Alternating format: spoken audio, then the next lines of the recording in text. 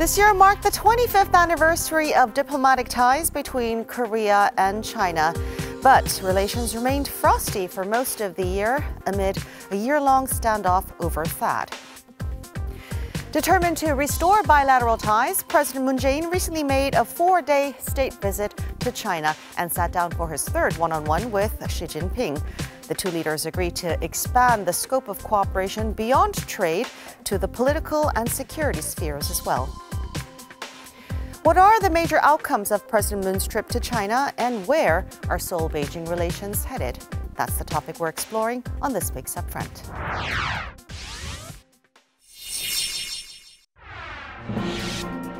President Moon Jae-in wrapped up his summit diplomacy for this year with his state visit to China.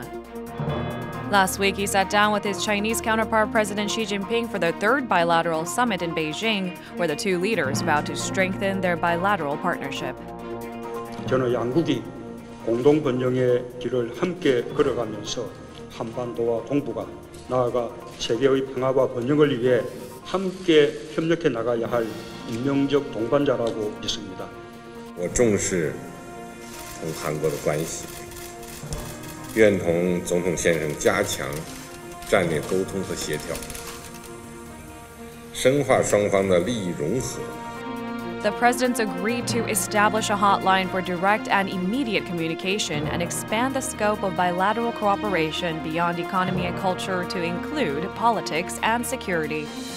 They also saw eye to eye on the 4 basic principles aimed at promoting peace and stability on the Korean peninsula. Over the highly disputed issue of THAAD, President Xi reiterated China's position, adding he hoped South Korea would continue to appropriately handle the matter. On the next day, President Moon and Chinese Premier Li Keqiang met and agreed to resume economic cooperation between the two countries, raising expectations of a complete thaw in bilateral ties. 중국과 한국의 관계를 바둑에 비유를 하자면 미생의 시기를 거쳐서 완생의 시기를 이루고 또 완생을 넘어서서 앞으로 상생의 시기를 함께 맞이하기를 바랍니다. 春天的温暖，应该说春天是可期的，我们也都希望呢。 Earlier, on the first day of his 4-day state visit, the South Korean leader joined the roundtable of business leaders from both countries. He unveiled a new blueprint for economic cooperation between Seoul and Beijing, including follow-up negotiations of the South Korea-China Free Trade Agreement. On this week's Upfront, we discuss the outcomes of President Moon's visit to China and what lies ahead for South Korea-China relations.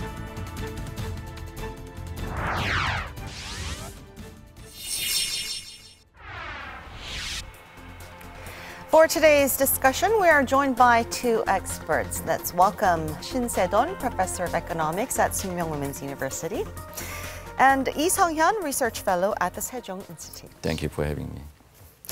So for Presidents Moon and Xi, this was their 3rd bilateral summit. The first 2, if you remember, took place on the sidelines of multilateral gatherings, but this time around it was part of President Moon's state visit to China. How do you assess the overall trip? First 2 meetings with President Xi was kind of side talks, and this is the real summit meeting between 2 countries. And there have been many criticisms about, his behavior and especially low keys in speech and behavior in China. But we have to remember the situation that is facing between Korea and China now. I think is worst of the last 3 decades, considering the frictions in the north and south and everything. So I think President Moon has been trying to do his best to maintain or gain some hearts of Chinese people. And of course, there are some, kind of happenings in China, but that's a trivial thing. And I think he tried to do his best to kind of normalize the tensions between the 2 countries. In that regards, I think he was pretty successful. Dr. Lee, I understand that you just returned from Beijing, China. What's the reaction there?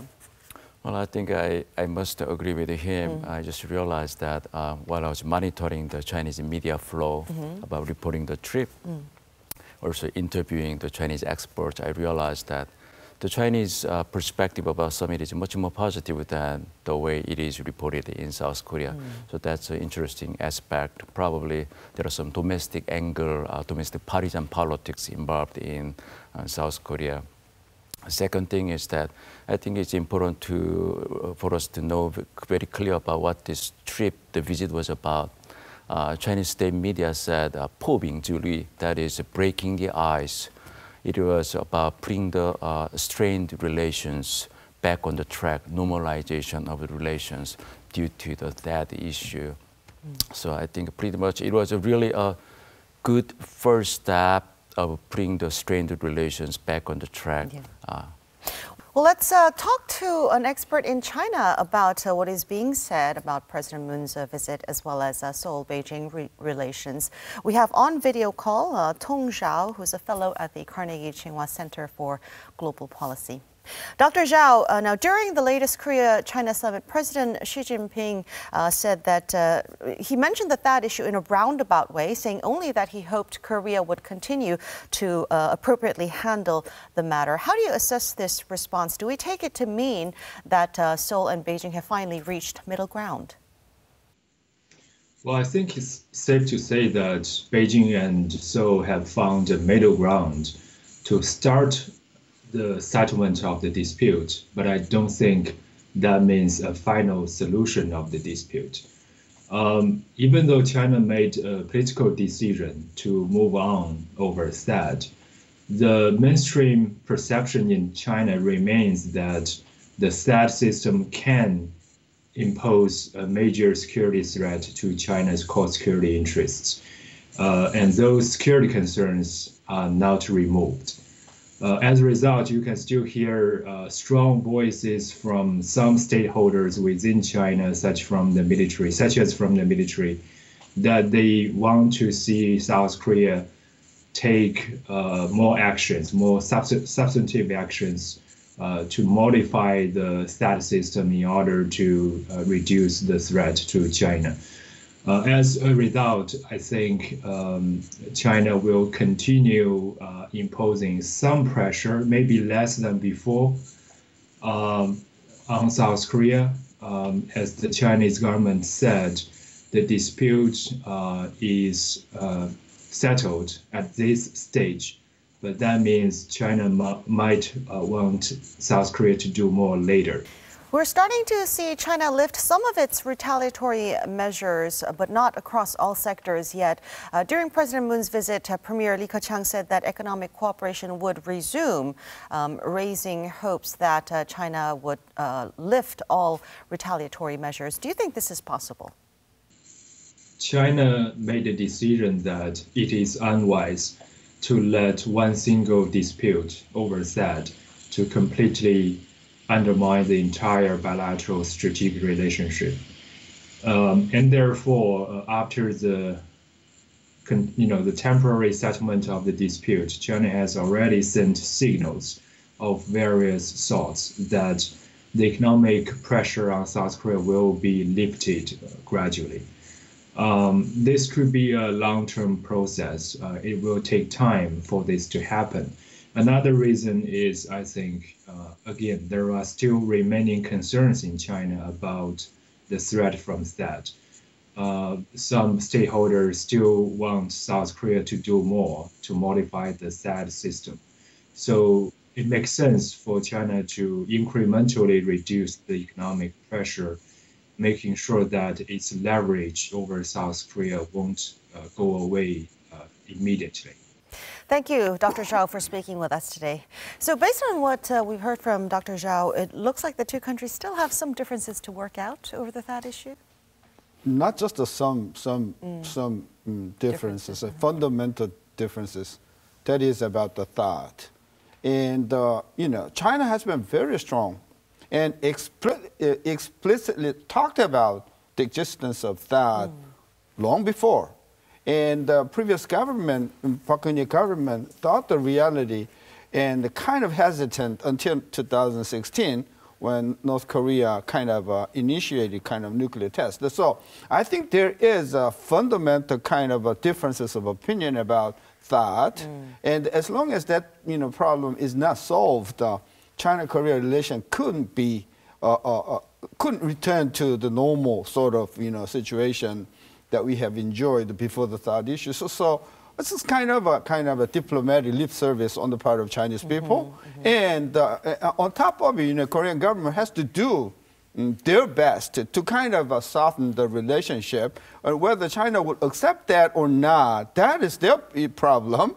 And that's all, the reason why they have been kind of so strong about and so rude about Korean people. But fundamentally, I think the tension between the two countries will continue no matter how much Korean governments kind of propose. So I'm pretty kind of pessimistic about the two-country relationship, though. I think Dr. Tong Jao just represented some of the widespread sentiment in China.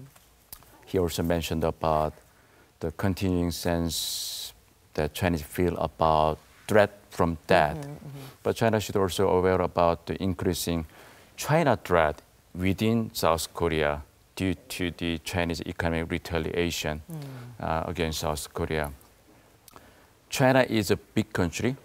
A big country should have a big heart. And China should give a good example by just repairing the relations, because it's not just South Korea, but the global audience is watching how China is treating one of its very close neighbor country. So this is a lot of implications about China's soft power, global image that it cares so much about. Especially because China wants to now play a leading role for free trade. Exactly, exactly. China needs friends. And South Korea shares more commonality with China, including the shared Confucian culture, same the characters, the Chinese characters that South Koreans also use. And one thing is that Professor Shin was a little bit pessimistic, but I'm a little bit more optimistic because, as Dr. Tong Jao mentioned, both China and South Korea decided not to make that issue as the most prominent issue that prevents the two countries from cooperating each other, while we have many, many other areas of cooperation, including economy, and also North Korea, also regional governance as well.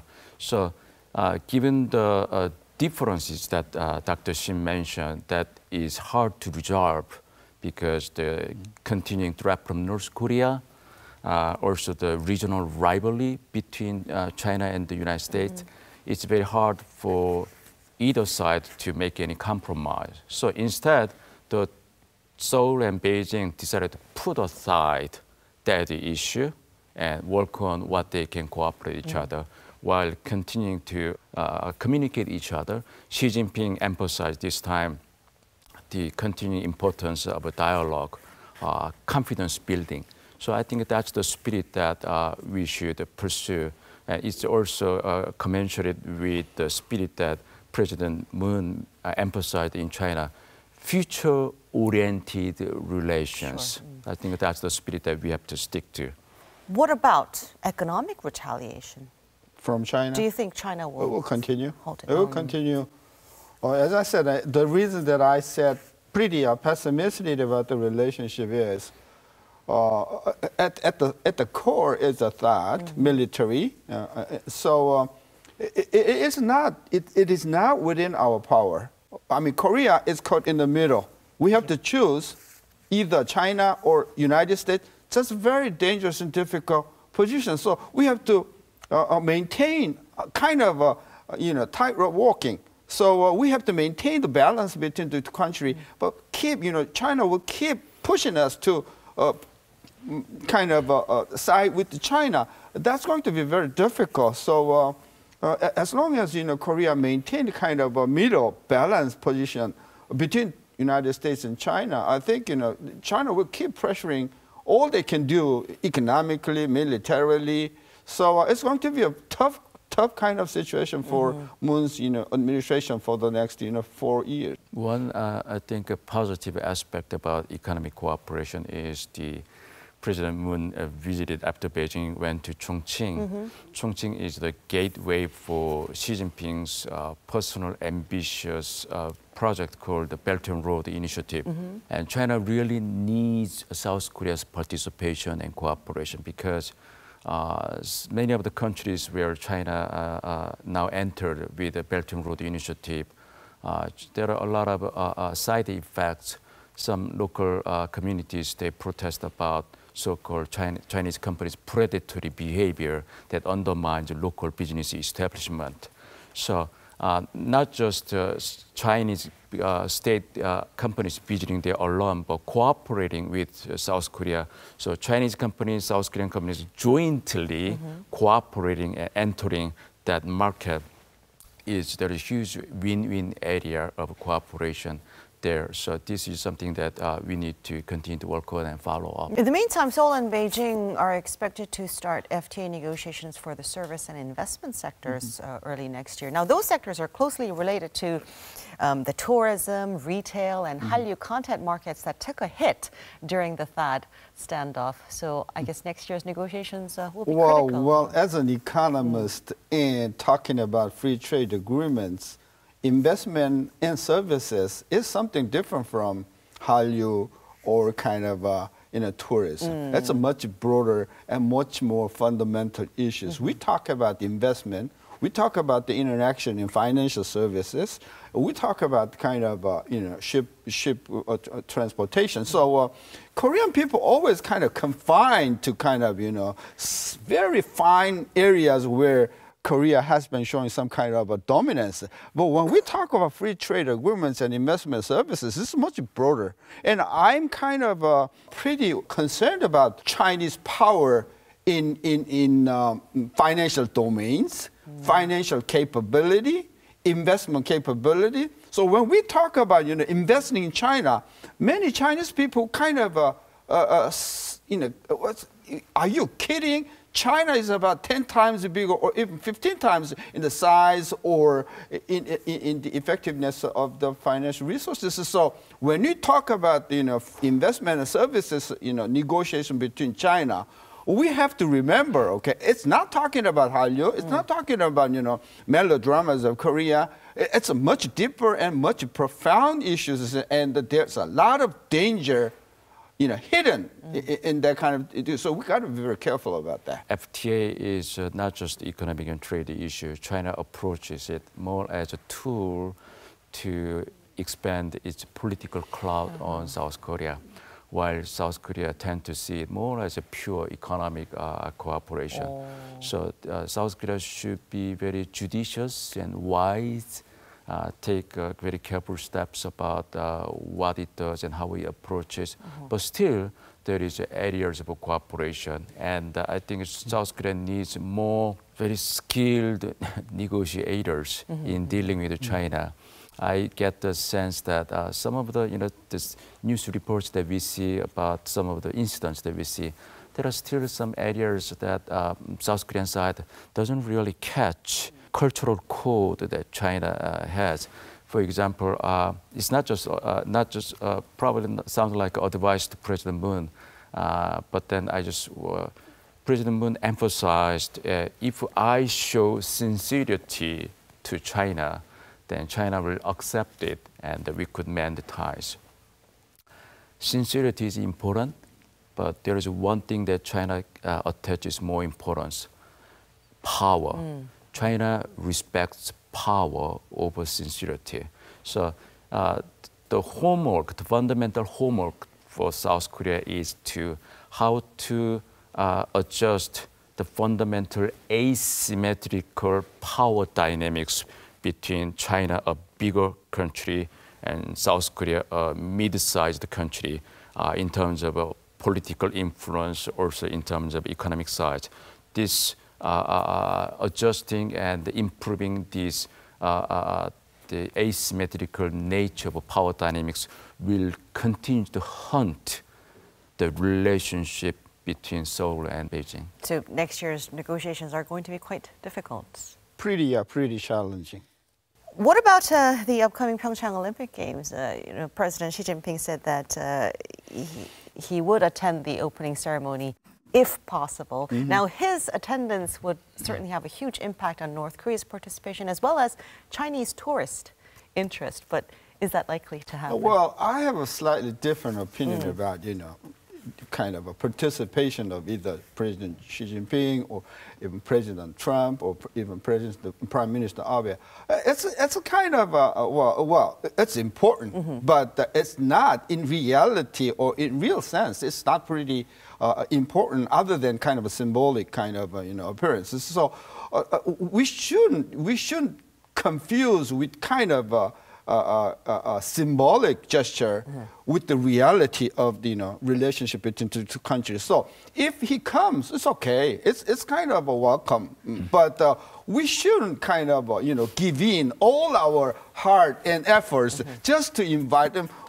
I think the media is too obsessed with participation of President Xi Jinping or President Trump in this Olympic. Of course, the American team should join. The Russian team, well, join, okay, but participation at the opening ceremony of President Xi Jinping, I think it's not as important as some other essential issues between Korea and China. And in reality, I think it rarely happens that heads of state from other countries go to I think it's very unlikely. We're just about less than 2 months away, and it's very unlikely President Xi Jinping or either Prime Minister Abe will attend the opening ceremony, because the condition about Korea surrounding kind of the nuclear issue and the kind of friction between China and the Russian affair, I think the situation is a lot worse than what we thought about a year ago. What about his... I think that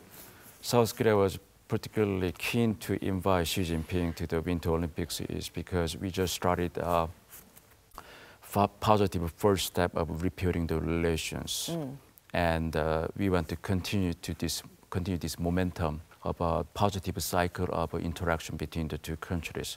And after this summit, and Xi Jinping, Moon Jae-in went to China, and for Winter Olympics, Xi Jinping comes to attend the Pyeongchang Winter Olympics. This is a good, positive interaction between the two. Also sends a positive signal in terms of the current situation, tension on the Korean Peninsula. Having said that, I think this is also some lack of understanding from some of the South Korean media about the Chinese domestic situation. February is the busiest very busy time for Xi Jinping. Xi Jinping just finished the 19th Political Party Congress. Next year, March, they will start 2 sessions, another very important political consultation meetings. So February is where about 5 years ago when similar event happened in China, 70% of Chinese government employees, senior employees, they changed. So this is very busy internally in China's domestic politics because new positions are opening, and some of the positions will, you will lose your jobs. So there are very busy political negotiations happening inside China. So we have to understand Chinese domestic situation. So it's very unlikely that, my sense is that what Xi Jinping said is that if I cannot attend, I'll send a senior political figure on behalf of me. I think that's the answer. And I think if Xi Jinping couldn't make it, actually South Korea should take initiative. Okay, if you cannot come, then let me pick who we want to invite. I think South Korea should invite Wang Huning, Xi Jinping's diplomatic or foreign policy brain. We should invite him and have a session about what Xi Jinping is thinking about in terms of dealing with North Korea, in terms of his vision for the regional governance, and also Xi Jinping's foreign policy. Because Wang Huning is the architect behind the Xi Jinping's planning all this foreign policy. So I think we should also think about when Xi Jinping cannot come, what could be the alternative option. Well, I think it makes sense for China to send at least a high-level official. Definitely, because they China will so. be hosting the next Olympic Winter Games as well. They will send.